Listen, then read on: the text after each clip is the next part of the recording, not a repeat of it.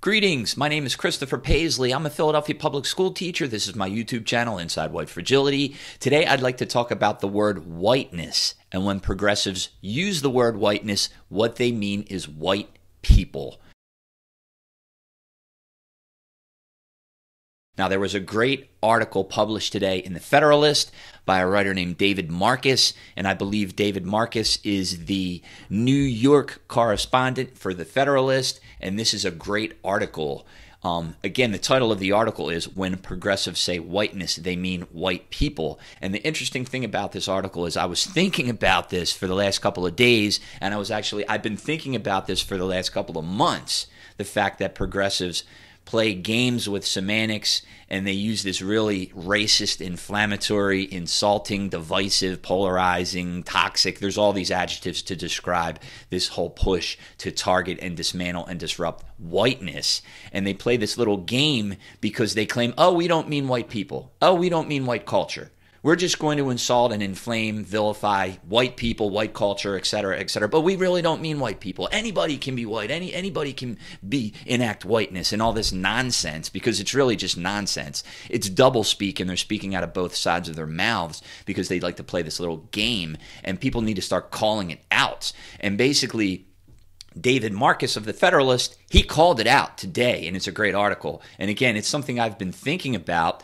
and he just beat me to the punch, and he wrote this article. So I want to read some of it. I'm going to link the article in the description of this YouTube video. And then what I want to do is I want to go over three education people. Some of them are professors, some of them are educators. Bree Picower, a professor named Barnor Hesse, and then another educator named Nahliah Webber. And they all promote this really vile, racist brand of so-called whiteness, and I want to talk about this and to stop being fooled by this term whiteness, and when these progressives say that it's not really about white people, because it is.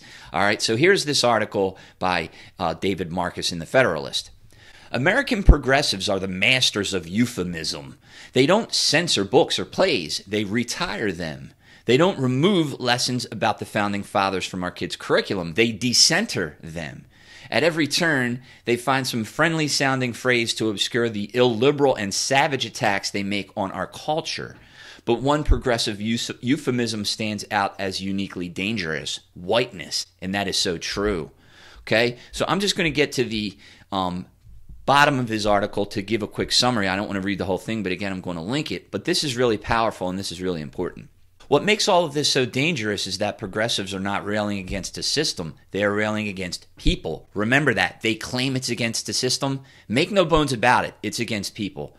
They are not demonizing a culture. They are demonizing people. This is why white people must confess their privilege. Okay? They must feel shame and contrition for the immoral nature of their pigmentation. Any clear-headed person can see what a dangerous game this is. The antidote to progressive doublespeak is to say what they refuse to say. They do censor, they do remove, and yes, they do mean white people when they talk about who has to change and how to save our society.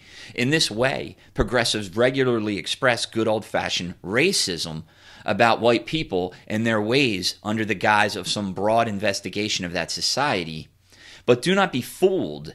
The next time you read about whiteness, the next time it is scapegoated into the cause of all that ails society, know what is being said. They truly believe the problem is white people. So again, when you hear the word whiteness, make no bones about it. Make no mistakes. They are talking about white people. When you hear the word whiteness, it means white people. And I'm going to say that emphatically because it's true. And no little semantic loophole is going to change that.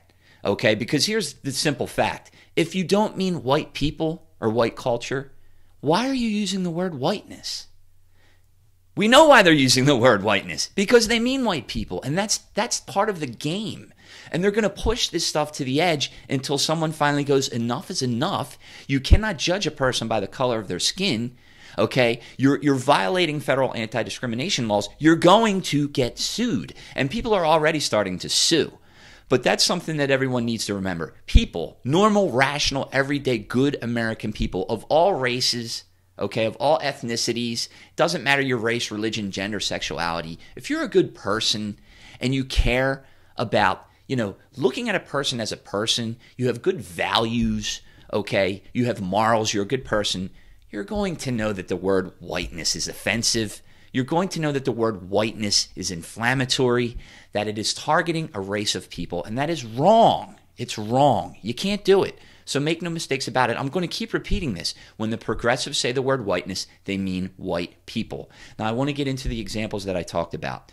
Now, the first example is Bree Picower. Okay, Bree Picower just published a book. It's called Reading, Writing, and Racism. And she has this whole kind of, I call it a disclaimer in the beginning of her book, where she first of all, she just rips apart whiteness, and this racist, toxic stuff. She's indoctrinating student teachers, new teachers. She's indoctrinating young current teachers and our children in our curriculum, in our classrooms, our K-12 classrooms, and higher education. She's pumping in this divisive, toxic, anti-white rhetoric. And then it's kind of a game, okay, I'm going to put a disclaimer in here so that we're going to tell everybody it's really not about white people. So here's what she says. Whiteness is not synonymous with white people. Instead, it is the way in which people, generally white people, enact racism in ways that consciously and unconsciously maintain this broader system of white supremacy. While individual people of color may also enact whiteness, they do not benefit from the broader system of white supremacy in the ways that white people do. White supremacy is the what, white people are typically the who, and whiteness is the how. So there's the little game, the little disclaimer, the double speak, the loophole that she uses to be a racist and to push this toxic racism into our schools and on our teachers and on our children. But remember, make no mistakes, and I'm going to say this again and again and again. When progressives like Picower say whiteness, they mean white people. Let's not forget that. Okay? Now we have this professor. His name is Barnor Hesse, and he's an associate professor of African Studies, political science, and sociology at Northwestern University, I believe. The reason why his name came up is because there was that story that Christopher Rufo, I believe he broke, or he's the one that really made it kind of brought a light to it. This New York school principal at this private school urged parents to become white abolitionists with this propaganda graphic that came right from this guy Barnor Hesse. It was his curriculum. And the name of this thing was called The 8 White Identities. And it broke all of these things down, these 8 white identities, and it started with the white supremacist, and it went all the way down to the bottom, which was the white abolitionist. And it was really inflammatory, really insulting, inflammatory, racist language, okay? And of course, we all know why this is being used, because it's all about agitation propaganda. It's all about supposedly bringing attention to these inequities, but what it's really doing is it's just continuing the inequities, because it's not empowering people of color. It's zero-sum. Attacking, harassing white culture, white people is not empowering people of color. They're not self-empowered by this. Trashing somebody else doesn't teach anybody skills. It doesn't give anybody a better quality of life. Okay, but this stuff is inflammatory. So this guy pushed this stuff out. Supposedly this principal took it and used it. But here's the funny thing about this professor, this guy, Barnor Hesse, and I hope I'm saying his name correctly, and nothing personal. Okay, I'm talking as an educator to an educator, and I'm talking about this hopefully in a way as an academic, so it's nothing personal. But here's the funny part about Barnor Hesse's this graphic of the 8 white identities. And here's the thing. This is a ripoff, okay? This guy, Barnor Hesse, is a hack. No offense, Barnor, but you're a hack, okay? And here's why, all right? The things that he's using to talk about these 8 white identities are just a simple regurgitation and a simple ripoff of things that Dr. Beverly Daniel Tatum was doing 30 years ago, almost 40 years ago, 30 years ago now, okay? She wrote about white racial identity development. The acronym is RID, White Racial Identity Development. She wrote all about it 30 years ago, okay? Dr. Janet Helms wrote about this in the 80s and 90s, almost 40 years ago, okay? You have Dr. James Banks, who was writing about this stuff in the 80s and 90s, white racial identity development, and there was all kinds of identity developments. There was black racial identity development, Asian, he broke it down by the identities. And then you have this other writer, his name is Gary Howard, who talked about this in the 90s, okay? So it's like, this stuff has been around, and when these writers and educators and scholars did it, at least they had the courtesy to make it somewhat neutral and appealing so that someone who's white could say, okay, let's talk about my racial identity development if you buy into that kind of a thing. But at least it was somewhat tactful, and it talked about how, if a white person really decides to look at race, because sometimes white people are supposedly in a privileged bubble and they don't see race. If you really want to look at race in an honest way, and you want to look at the fact that some African Americans and people of color, when they interact in society, let's be honest, in certain situations, there are differences. There is a double standard. If we want to become aware of this and become an ally and speak out and help, okay, fine. We can look at our racial identity development, okay? I'm not a big supporter of that, but I can see the merit in that, and I can understand how you can get somewhere proactive with that. You can help. But what they're doing now, what Bree Picower is doing, and what Barnor Hesse is doing with the 8 white identities, this stuff is just dressed up in racist, radical language of slavery, abolitionist. Like, you could almost argue that this is promoting genocide. I mean, it's crazy to say. I'm going to use radical inflammatory language like they are. You're promoting genocide against whites.